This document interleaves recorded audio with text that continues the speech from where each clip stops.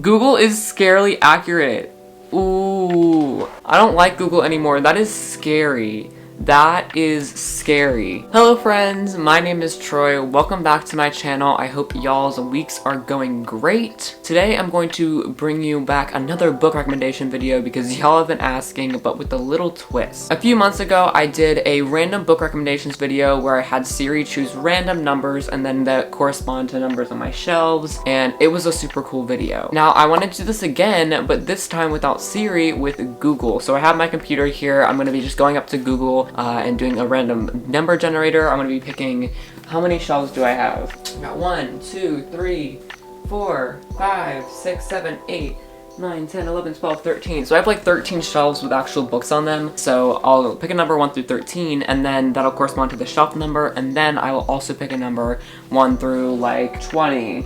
And I'll find another book on that shelf that corresponds to that number, and I'll tell you guys about that book. So basically, I'm just going to give you some random book recommendations across my bookshelf. It's going to be great.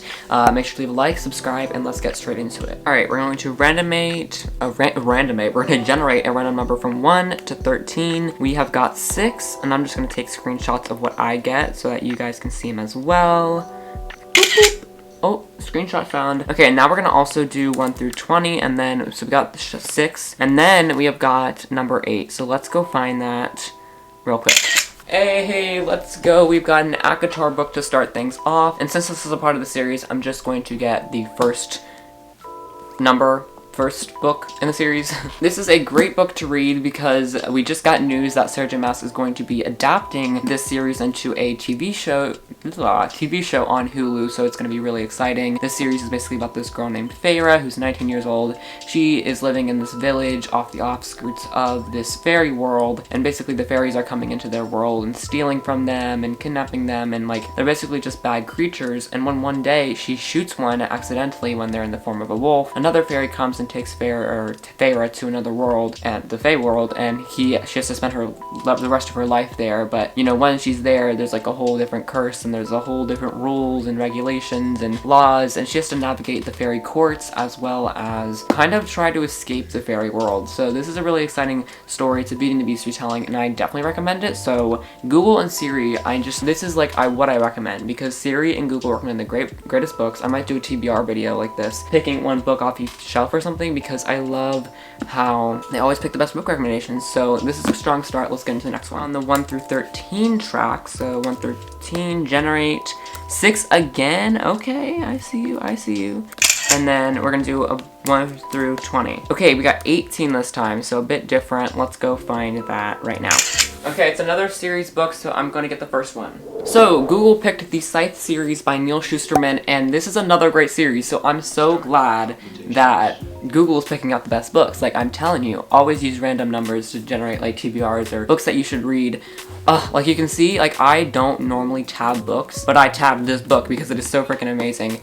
Scythe takes place in this world where death is pretty much conquered. The only way you can die in this world is by burning, like, with fire. Like, they just haven't solved that yet, but they've solved hunger, they've solved sickness and old age, no war, no misery, no disease. They've conquered all of it. And so to kind of cull the overpopulation of humans, basically what they need to do is they need to hire these scythes, where there's like a couple scythes per town, wherever, and their job is to kill 2 people, or a certain amount of people each week. So they have to kill 250 people per year, I'm pretty sure. They have to reach that quota, and they have to decide like moral values or like how long they've lived, and basically it's their job to kill people and like cull the population. Like, that's kind of terrible, and that's a really harsh job to do. You could live till you're 36, or you could live till you're 115, and they kind of work as like an insurance person, like which person's going to benefit the human population the most. They'll keep them alive, and they will kind of kill the people that aren't benefiting people alive. So it's a really like clash between ethical and moral values, and we're set with these 2 characters that kind of defy these ethical values. They're like, I don't really want to be a scythe, but they are apprenticed to be a scythe, and we kind of see this dystopian world almost kind of topple, and it's going to be great to read the rest of the series. I only read the first book, but strong recommendation. Love this book. Mwah. I really want a number other than 6 this time for a shelf, so let's see. 1 through 13, generate 6, y'all. Like, am I getting like murder or something? Like, that's kind of, that's icky. What's the devil's number? 6, 9, okay. Okay, we got the Eragon series, so let me find the first book. Here, we got it.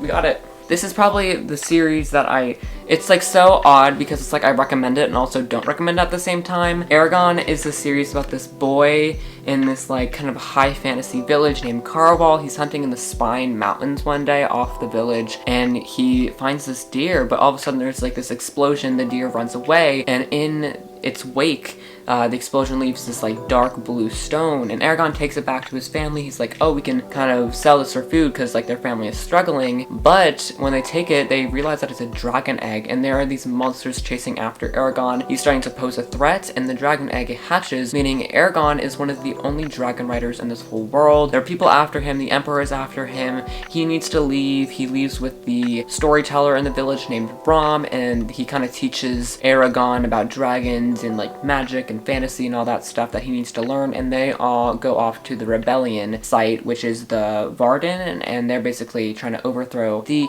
Emperor of Galbatorix. This is an epic series, but I will say I really like it. I really enjoy it. It's really long though. This first book you could probably read 3 other books in the time that it would take to read because the pages are so small, the words are so small. Like, I'm just telling you, if you are wanting to dive into this series, like, it is really extremely long. It's very good quality, and this kid is a genius. He wrote this when he was 14 or 16 or something, but it really is a lot, and that's why I tend to not recommend it as much more, because I don't want people reading this when there's so many other good books to read that you could read in like half the time. But I will say I love this series. It's a little bit slow, but it's like really rich and like descriptive, and that's why I really love it.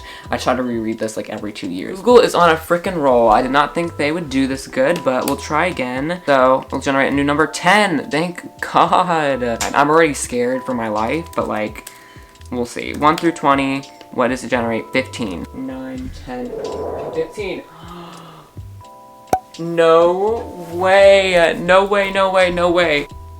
Google is the freaking best. I was so shocked at how the recommendations went last time because Siri was on point, but wow, Google is doing even better. I'm so proud of them. Anyways, Hunger Games. If you guys don't even know what this book is about, I'll just give you my synopsis. We've got this girl named Katniss Everdeen. She's hunting in the woods with her best friend Gale. She is kind of in a struggling family, so she kind of goes out of the village border. She's not supposed to. You know, there's an electric fence around it. She hunts animals and collects berries and fruits, and then she sells that in the market to help her family kind of not starve, because without her, her family would definitely starve. They're all poor, and her sister is something that was really close to her, but when they go into this reaping, which is this world's kind of, it's almost like a kind of negative thing. Like, the Hunger Games are designed in this world to make a point that rebellion should not be a thing. Like, they're like, you cannot rebel against us because we're just going to send your kids to the Hunger Games. It was made to kind of make a point against like past rebels. In each district, Katniss is in District 12, a boy and a girl is picked every year for the reaping, and their name is entered a numerous amount of times or whatever, and if you get pulled, you have to go to the Hunger Games. So when they come to the reaping, Prim is selected for the Hunger Games, but Katniss volunteers in her place, and so she's off to the capital to 23 other competitors, ruthless, murdering people, and she has to try and survive all of them. It's a lot of work, and after this kind of whole Hunger Games, the winner basically goes and tries to fight the government and fight this oppressive system that is definitely very, very negative. I love this series. It's just so, it's like, it makes a point.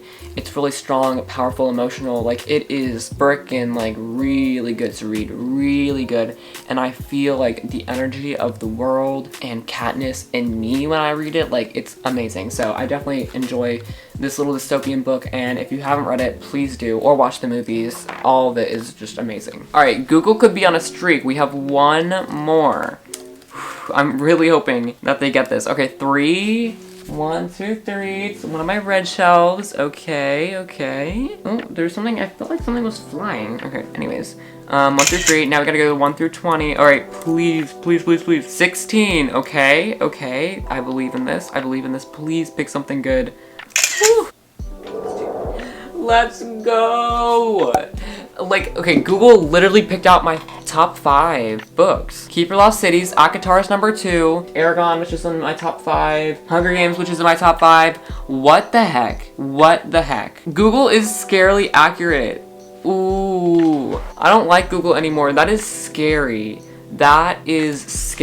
Why does Google know all my favorite books?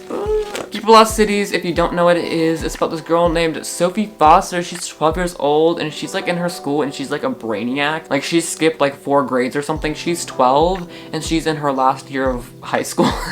Like, oh my gosh. Goals, and basically she's trying to keep all of like her hidden talents secret, and one of those hidden talents is the ability to read others' thoughts. She can like look into someone else's mind and like know what they're thinking. All of the people's thoughts around her are just broadcasted to her, so it's really interesting to read. And she meets this boy at a museum who has teal eyes, and all of a sudden this kindergarten group comes through, and a bunch of kindergarten thoughts like jab into Sophie's brain, and she's like, whoa.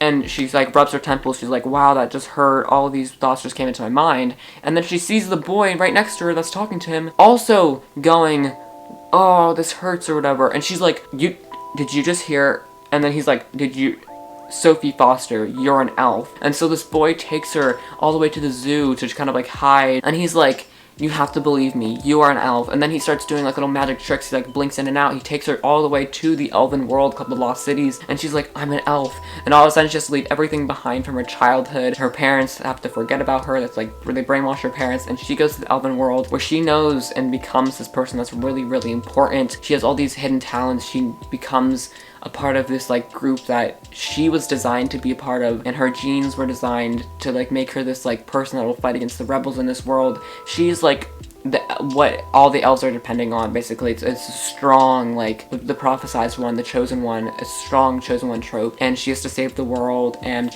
the Lost Cities itself is just so magnanimous and extravagant and elegant, and I love this world so much. It's definitely my favorite series, and I would not recommend it more. Like, it's so lighthearted fun. I know some people that did not end up enjoying it, they're like, oh, this is a ripoff of Harry Potter, but I actually really strongly enjoy it. I think it's really unique, really different, and all the people that I recommended it to have pretty much liked it. So yeah, definitely read this book. Mwah, I love it. Anyways, that wraps up this video. That means I get to edit and listen to some more Conan Gray and Taylor Swift. I've just been binging music a lot recently. Anyways, have a great day, guys. Thank you so much for watching. Make sure to check out the books that I talked about in this video, because I actually do love all of them, and Google is scary for this. I do not like Google anymore.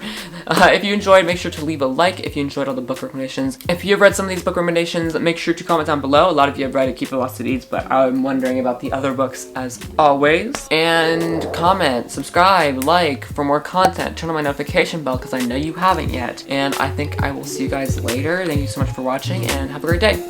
Bye. Peace.